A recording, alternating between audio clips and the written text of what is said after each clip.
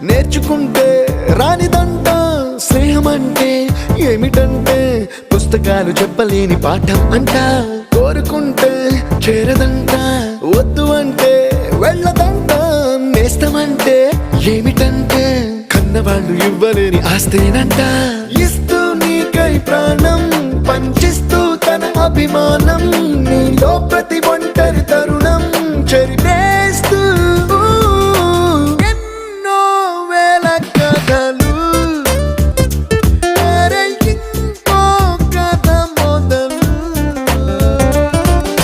छोटी छोटी छोटी छोटी छोटी छोटी बातें छोटी छोटी बातें बातें मीठी मीठी मीठी मीठी मीठी मीठी